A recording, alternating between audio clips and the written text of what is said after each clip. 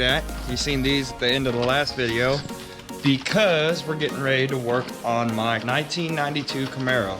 Now this isn't your typical Camaro and it's not beautiful, but it's gonna be a fun project for hopefully the channel. For me, it's gonna be a slow project, sadly, because I'm not ready to bring the car home yet, but project's a project. Go ahead and get some light going in here. This place is a complete wreck because I haven't been showing y'all what all we've been doing to the car.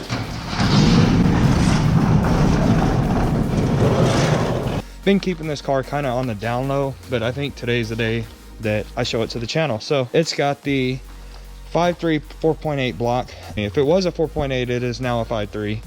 I'm still kind of in the air. Not 100% sure, that's what I was told. I was also told that the transmission was recently done, and I'm still kind of in the air about it. So that's pretty much it. It's got a nice mild cam, a little bit of head work done. They've converted it to carburetor, which I'm not too crazy about. I do like it because when the carburetor is on point, the throttle response is insane, but I'd rather have the reliability of fuel injection because now I'm having issues out of the carburetor side of it. I have absolutely no idea what's going on with carburetors, and I probably could learn it, but I'm also trying to teach myself some tuning on HP tuners, so it'd be a better opportunity to go ahead and throw the factory ECM and wiring harness on this engine, which I'm looking into currently. I already have an intake for it, I already have a throttle body for it. All I really need is the harness and the ECU, and probably about 2 hours worth of work to pull this stuff off and put that stuff on.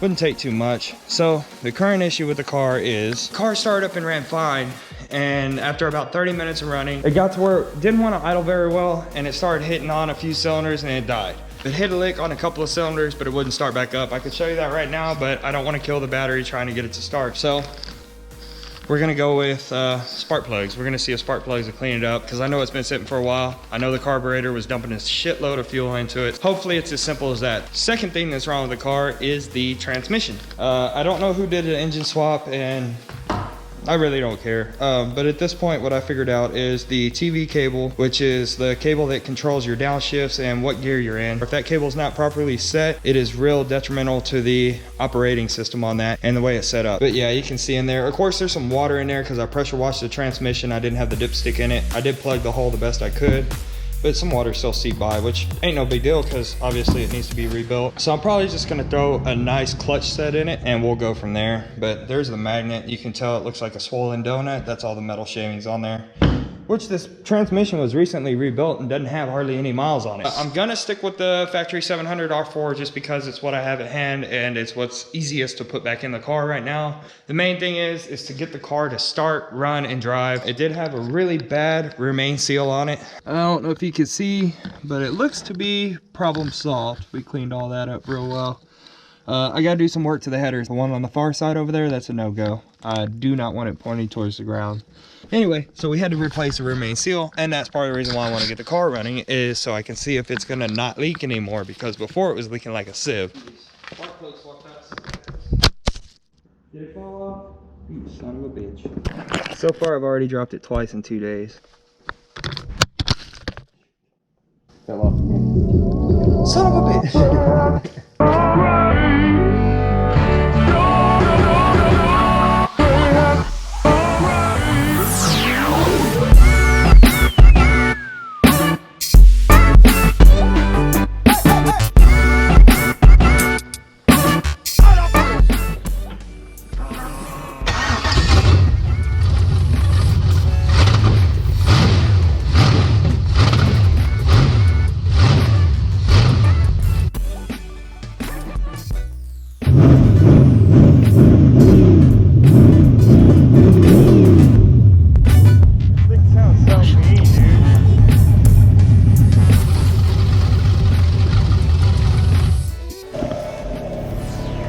You don't see me smile very often, but that puts a smile on my face.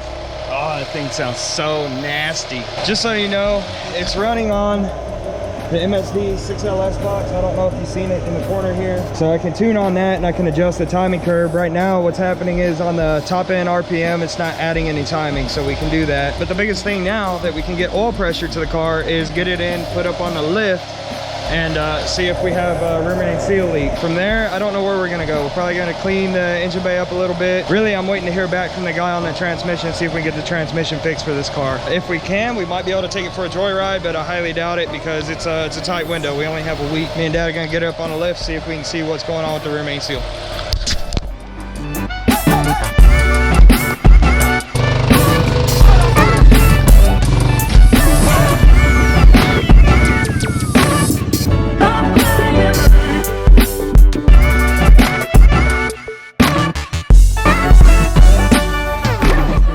Other than what I showed y'all earlier, this will be the first time we've looked at the rear main seal. And she looks nice and dry in there. I think we got that problem solved. So if you're putting a 5.3 liter on the 700 R4 transmission, you need to waller out these 3 holes right here for the torque converter. And that's what they did. They do sell flex plates meant for that, but as long as you buy this hub-centric spacer that you need to have that's necessary for the 700 R4, as long as you buy that, you're gonna center your torque converter. So really all you're needing to do after that is bolt it up to the flywheel. Probably not the best way to do it, but it will work and it's not gonna hurt anything. It's gonna save you a little bit of money if you're tight on money, as am I. It's not gonna be my daily driver, so I have plenty of time to wait before I put it on the road again. So this is gonna be a pretty productive video, turns out. Just met up with a guy that rebuilds transmissions on the daily basis, so he knows exactly what's going on with the 700 R4. He kind of frowned upon putting the manual valve body that I got in, which I haven't shown y'all, but I have a manual valve body with the trans brake servo in it, or a solenoid, all from TCI. It wasn't cheap, but you know, that's what you gotta do when you're not sponsored, right? I know a lot of y'all probably kicking me in the butt for using a 700 R4 on the back half of a 5.3 liter, but I kind of want to do it just to say I could do it. And I kind of don't want to do it just because I know I'm running a fine line of having too much power for that transmission, and which of course leads me to want to put in something different. I don't know exactly what I'm going to put in, but go ahead and leave your suggestions down below. All right, we're going to get this thing loaded up and get on the road. So we got transmission loaded up in the back of the truck. We only got one thing left. Dad's working on that right now. Dirty job, somebody's got to do it.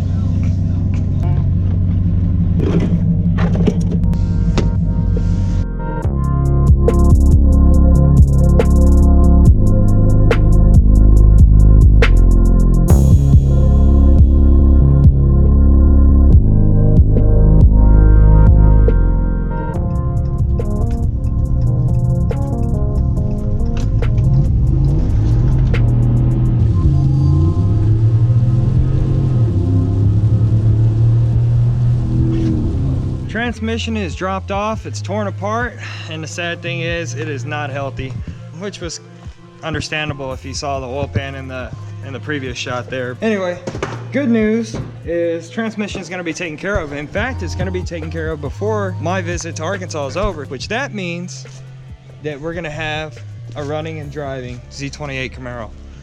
Fingers crossed, fingers crossed. By the way, guys, I did not tell you the name for the car. The name of the car is Loki, and I actually named it back when I had Thor. I'll slap a picture in. I'll try to drum one up, but I had Thor and now I have Loki. And so that was the whole theme when I named the car, and now I don't have Thor anymore. I have the Moist Ram. Moist Ram, which I haven't really named. It just kind of got that from the internet, so I just kept pushing with it. Sad part is I took transmission in, he looked at it, tore it apart, and we thought it would be good enough to just throw some nice new parts in, be able to throw the manual valve body in and call it a day. And then I started telling about plans and stuff for the car in the future. Needless to say, we went in with a full transmission, and we're gonna be leaving with like a completely different transmission, which is crazy, but yeah, I'm gonna have a completely different 700 R4 in this car, and I learned so much about it because he pulled it apart right there in front of me and showed me everything, all the ins and outs of what he was doing and why he could and couldn't keep certain objects and stuff. So anyway, that's it for today's video. I hope you enjoyed it. If you did, make sure to smash the like button. Don't forget to subscribe. Rep 361 Texas, we're out.